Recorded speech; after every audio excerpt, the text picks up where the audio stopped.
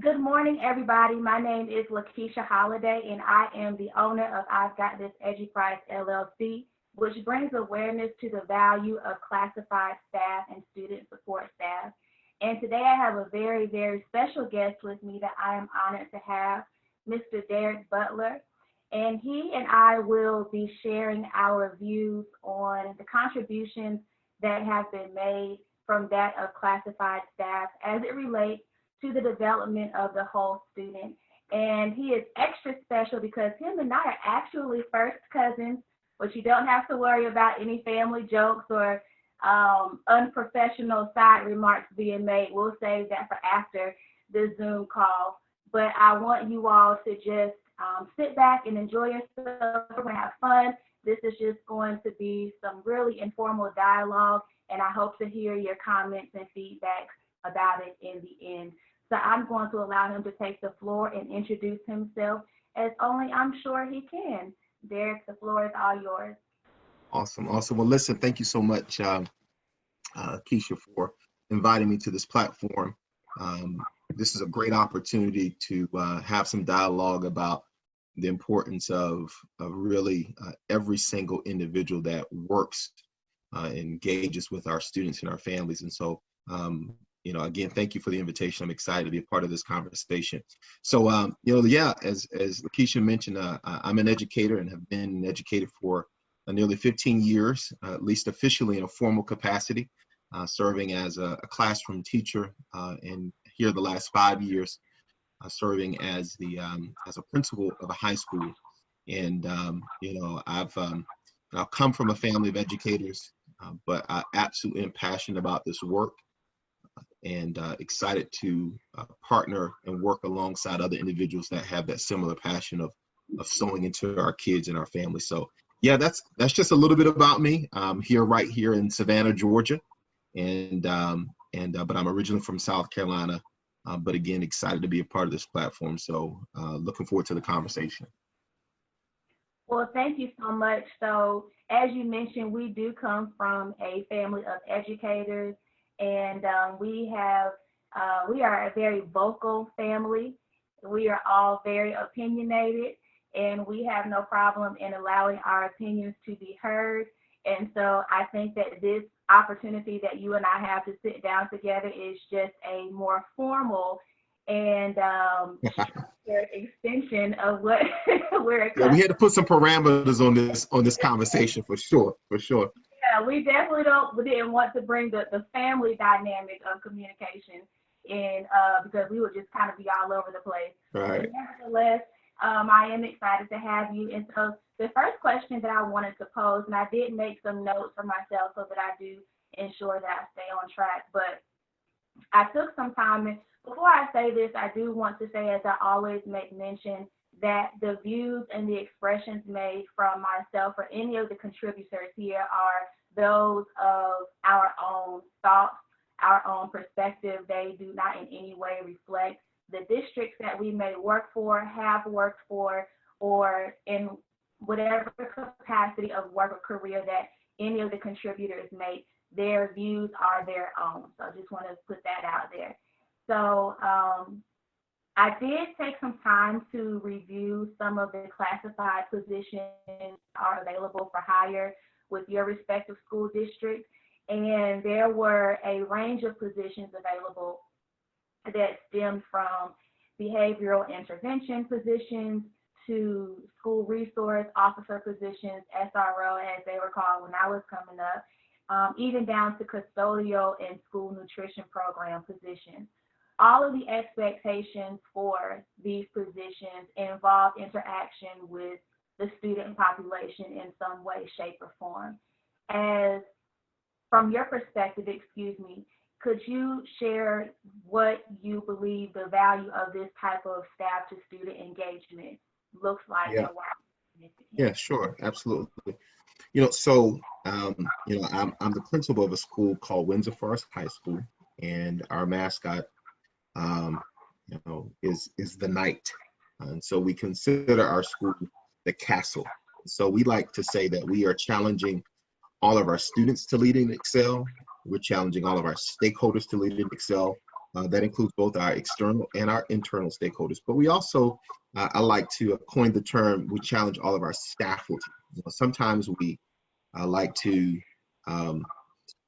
separate the idea of faculty and staff because there's certain things that are important to those groups, faculty being our teachers and our staff being our support staff and all the other individuals. But, what we like to say is that we're challenging all of our staffalty to lead and excel.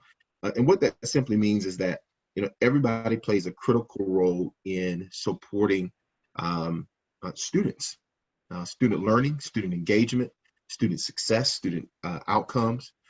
And so we challenge our staff to embrace that responsibility to lead and excel in the very positions that they have and the unique opportunities that they have to impact students in a meaningful way.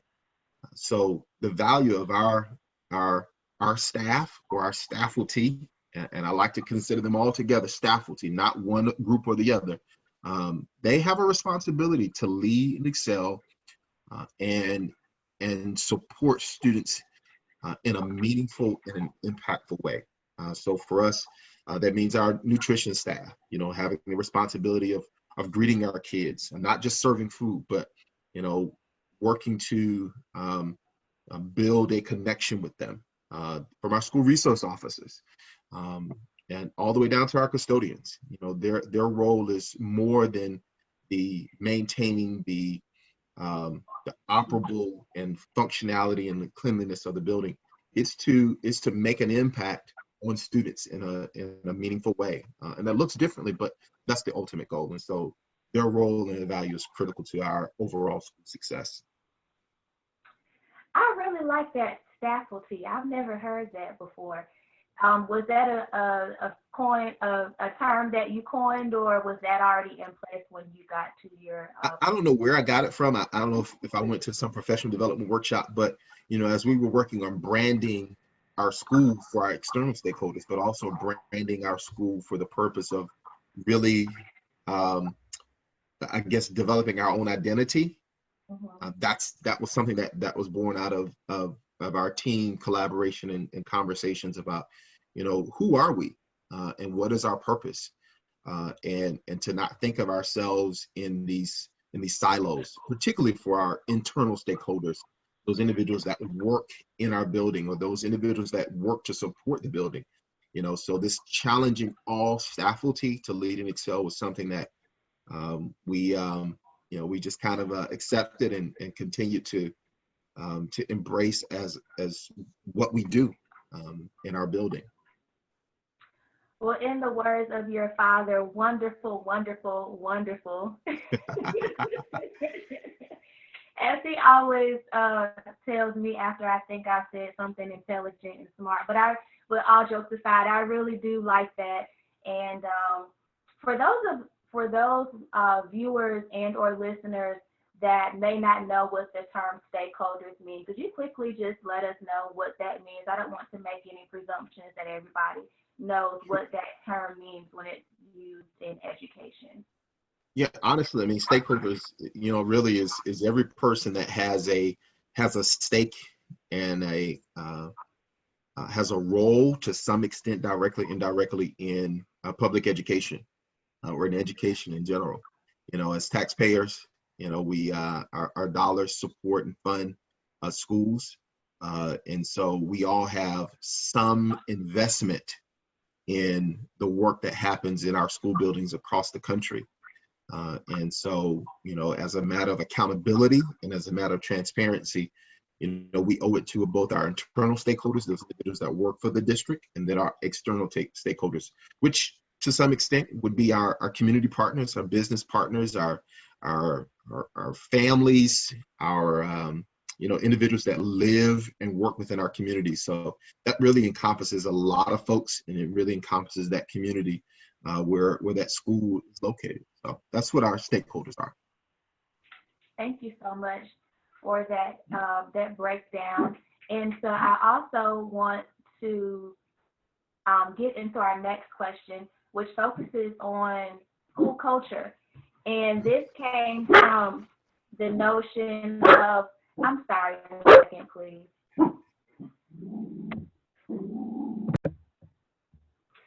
So for our next question, I wanted again to focus on the concept of culture. And this is something that you have actually encouraged me to do as I endeavor to continue bringing awareness to this particular subject matter is to focus on really what's important to schools in their district. And one of the best ways to gauge an idea of what that is to review their improvement plans, whether at the district level or the school level.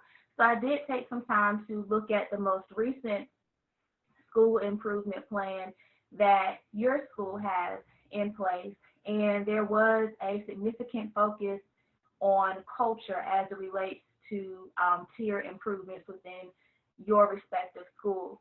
And so my question to you is, how influential is it to consider the roles of classified staff and what they have to offer when it comes to the culture of a school?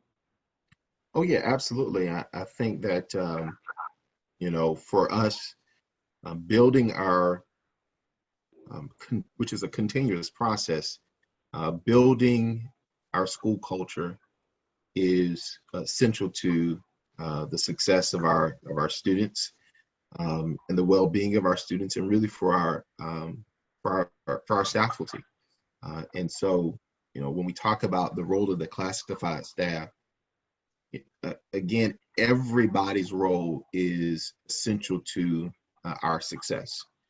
For us at our school, we've been for the last 5 years, we've been really intentional and focused on making sure that our all of our stakeholders understood that our goal here is to support each child and the whole child, and to provide a school environment that is conducive for learning. And we know that research and the literature, and the best practices, and the top education gurus, they talk about school culture. And school culture is not so much necessarily just the rules and the processes, it's the people. And because those individuals, those persons are walking our halls, in our classrooms, their role is absolutely critical to that success, and in building that school culture. So, for us, again, from the cafeteria staff to the custodial staff, everybody plays a huge role in building and sustaining the kind of school culture that we need, so that we can have those successful outcomes that we desire and that we strive to have every year. So again, everybody has the responsibility of, at our school, leading and excelling, and we know that will impact our school culture in a profound way. So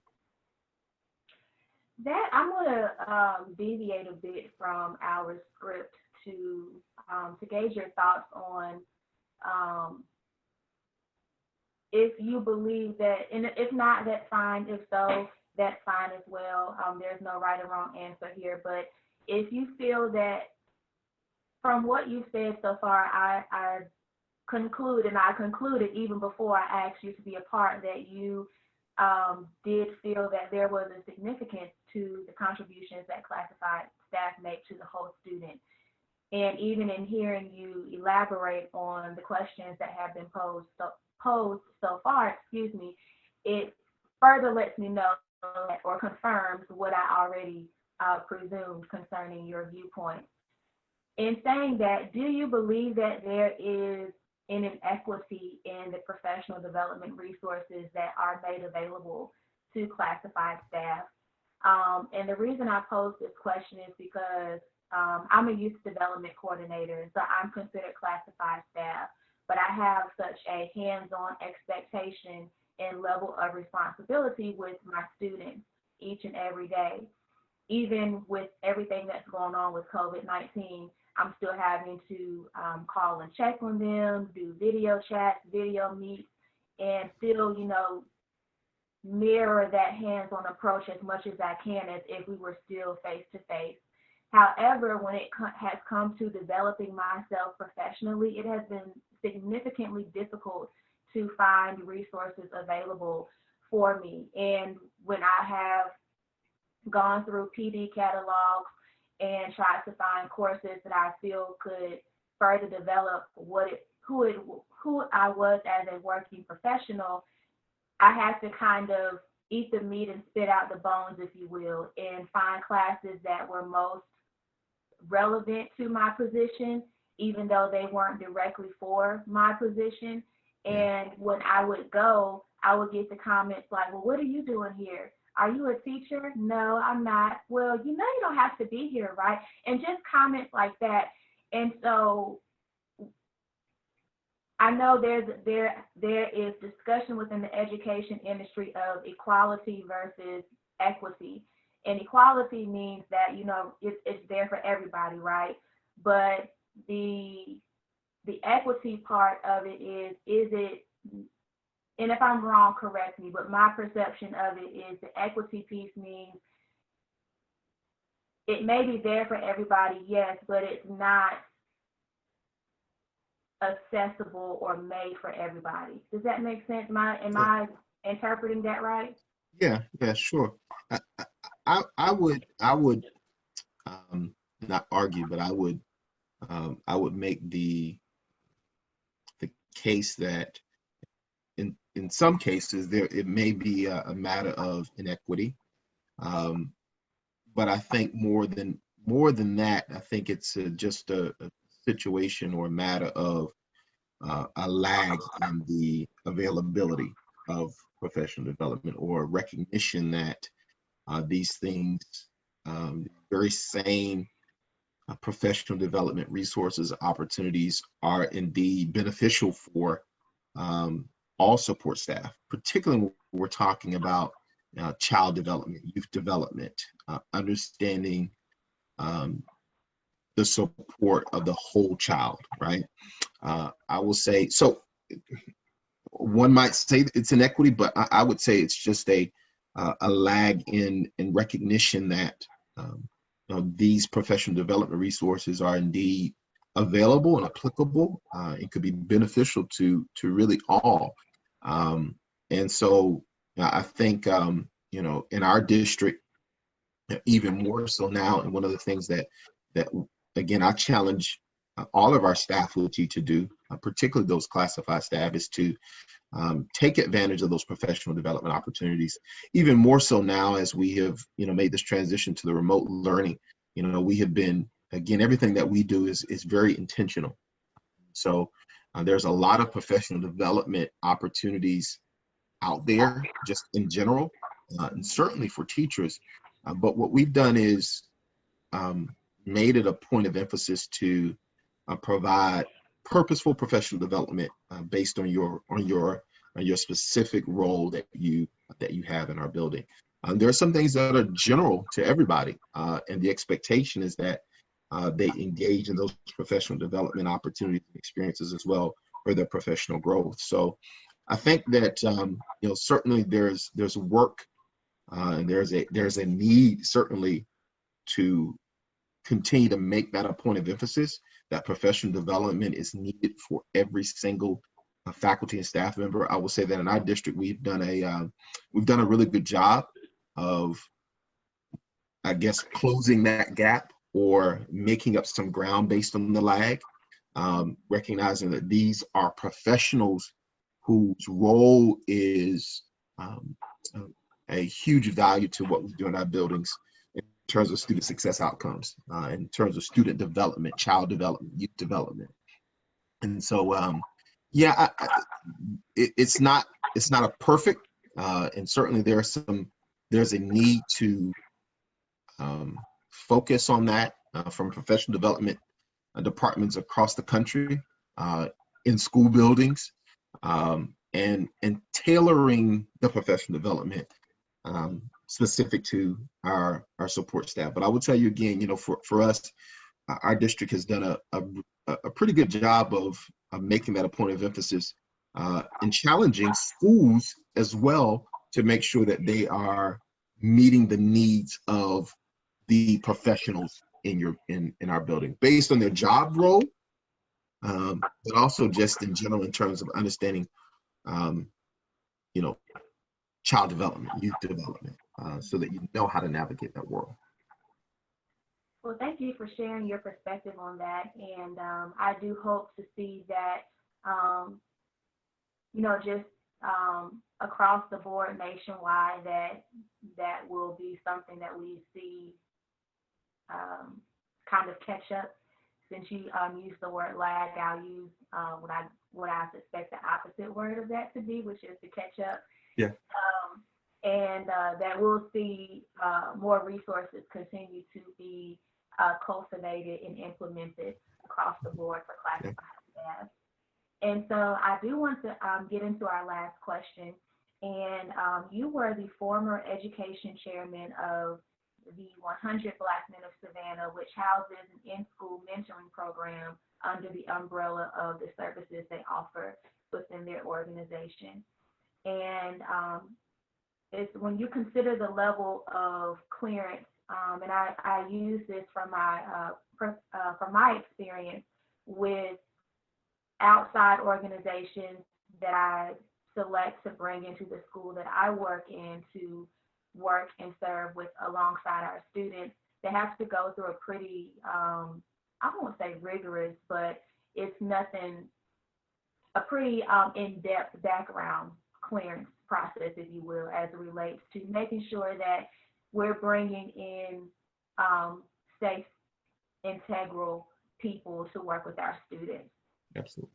And so when you consider the level of clearance that these organizations have to pass to even interact with the students, what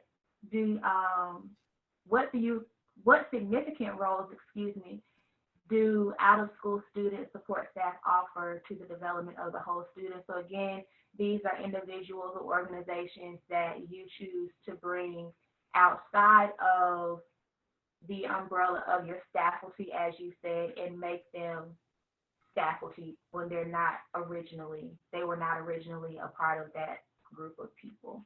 Right. Yeah. So again, we made sure as we thought about who we are as a school and what our role is,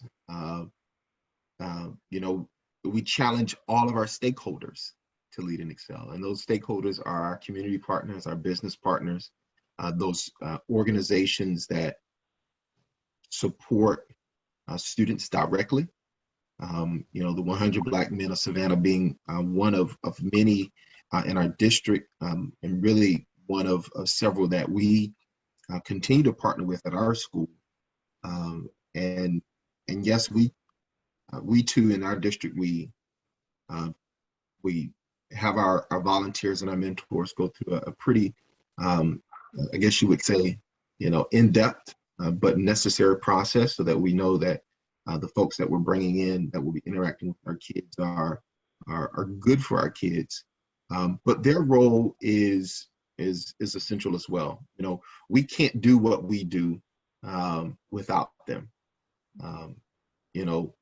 Contrary to popular belief, and I think people recognize this now. Teachers, they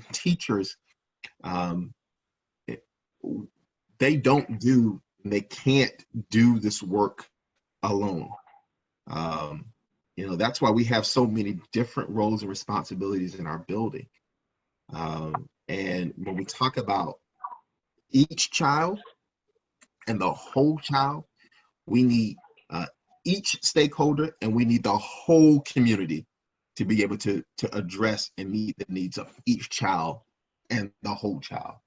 So for us, we are intentional about engaging our community partners in this important work of supporting our students. We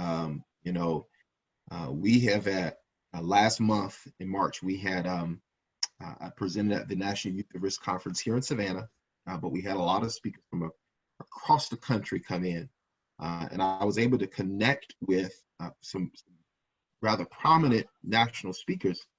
And, we were able to bring in about 5, I'm talking about top kind of guys, to come to my building while they were in town, when they weren't presenting, and invited them to come to our building and to sow into our kids, right?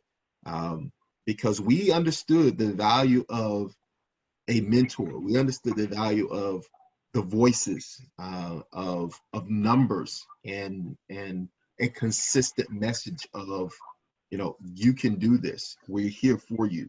We empathize with you. We're going to challenge you. We're going to push you. So our community partners, those established community partners, those guest speakers,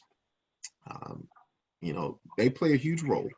And for a school, any school, and I would I would argue that there's no principal that would be just against this.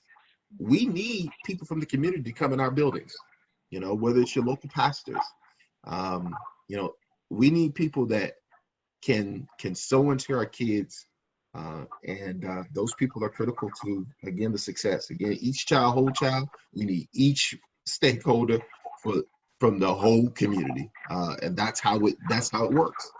So I love that, and I think that is critical for community members to know. You have so many people that may ask, well, what is it that I can do? There are some community persons that don't even have children, or their children have grown up and gone off to college and have done other things, and now they're empty nesters, and they're wondering, what can they do to still give back to the public school system within their community. And I believe that, as you said, there's a role that we all can play. And when, the old adage that says, it takes a village to raise a child, that just does not mean in the personal confines of your home, your personal space. But when you're at school, when you're at home, when you go to the rec center to play basketball, or, whether you're a Pop Warner cheerleader like I used to be, or in whatever role or in whatever environment you find yourself in, that is an opportunity for someone to reach back and have a hands-on approach with you that will ultimately aid in helping you to develop and be your best optimized self. And you don't have to wait until you're an adult to start walking in the path of what your best self looks like. The earlier that you can start doing that, the better. But that also, again, goes back to those influential hands that have influence or say so in your development. And so that was all the questions that I had. So one last thing that I did not tell you that I was going to do was to play a game called This or That.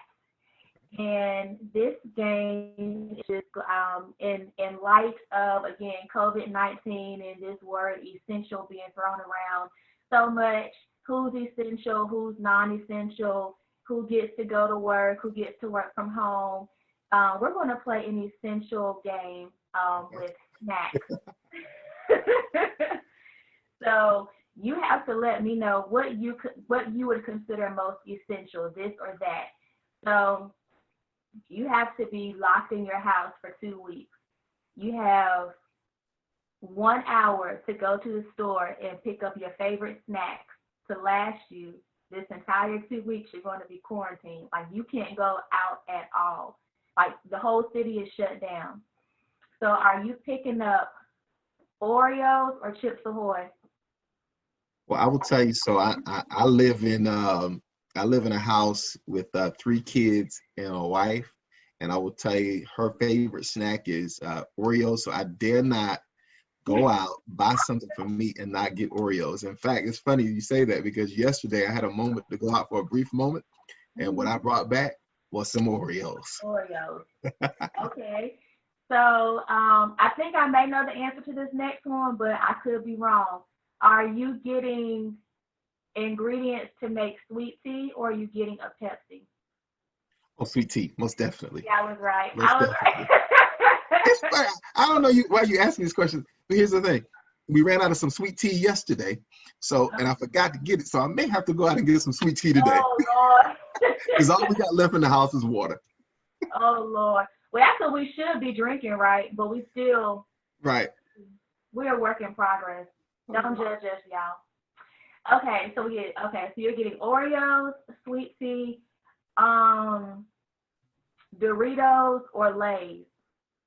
Oh, Doritos. Doritos, What definitely. color Doritos? I gotta get the nacho cheese. Gotta get the Oh, what? nacho cheese. You know, I can do the Cool Ranch, but there's nothing like some nacho cheese. Oh That's the kind that, I lick my fingers and make sure I get the last bit of drop in the bag. So definitely nacho cheese, my Doritos. The God. red bag. I don't even know why in our culture we identify flavor by color. The Yeah, question should not have been what color, it should have been what flavor. yeah. Okay, so one last one. Let me see. Are you getting a box of cookies or are you going to Krispy Kreme to get donuts? Well, see, this is a question that says it just depends. You Okay. know, if I ride by the Krispy Kreme store and I see, That the hot sign, I'm going to Krispy Kreme. If I'm not, I'm gonna get those cookies. that You hot know, 'cause, like I that gotta have the hot Krispy Kreme glaze, no doubt. I understand. I don't know what it is about that hot. It's like the people that made that sign had to like understand the psychology of Like, the brand. absolutely, absolutely, no doubt about it. Because you don't think about it until you see the sign and it's No, on. no, Otherwise, you it's ride like, by every time. I mean, you will cut across 5 lanes of traffic to get to it. What? That's goodness. Well, this has been fun, and again, I have always admired you as a cousin, as a sounding board for whenever we do speak, and I'm able to have an opportunity to vent to you or just to share, what I'm dealing with personally or professionally. I've always, admired that. Um, You've always been an admirable person to look up to growing up, whether you were trying to feed me. That was your brother that fed me. You didn't Yeah. really feed me. I don't think you had the patience for that like he Nah, I did. did. Yeah. You were definitely there to play, be the game player and, just laugh and joke. You've always been that person. But I can say that in this stage of my life, I'm growing to have an even greater appreciation for who you are becoming to me professionally, as someone that has not been in this industry nearly as long as you have. It's very refreshing and comforting to know that I know that I can call on you, and you without hesitation lend your ear to me, lend your resources to me, and always affirm me by letting me know that you're there for me. So I appreciate that. And I appreciate you agreeing to be an Educhats contributor. I can't Absolutely. wait to share it in our family group chat. There And you they're going go. to all be so jealous. There Probably you not. Well, listen, let me just say I appreciate again, and I genuinely mean this for the opportunity to come in and chat. For me, my professional development is important, but more than anything, I'm an advocate and always want to be able to partner alongside people that share that passion. And I recognize that in terms of your work and have been certainly following you and your growth here over the last several years. And I'm very proud of what you're doing and excited to see what's to come. You've got big things written all over you, and I'm here to partner with you, work alongside you. But again, I'm excited. I'm happy to see that this platform is available and that you've created this platform and that you're continuing to really sow into young people. Right? That's what we grew up around, and our grandmother and our parents and our aunts and our uncles.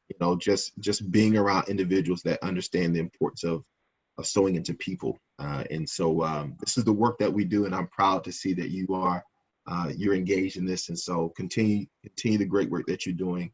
And I look forward to the success that is inevitably coming your way and that continues to come your way. So thank you so much. I appreciate that. Thank you so much. And I will be speaking with you offline. But for those of you who would like to join the virtual community of I've Got This Eduprize, you can do so by visiting www.igtebuprise.com, and you'll see just three little fields: first name, last name, email. That's it, nothing more, nothing less, that you can fill in to join our virtual community, so that you will not only receive the digital downloads of our Educhats conversations, but also be in the loop, if you will, concerning some fun and exciting updates that we have. Again, thank you so much for watching. Thank you again, Derrick, for being a part, and I will see you guys again on the next EduChat. Have a great day.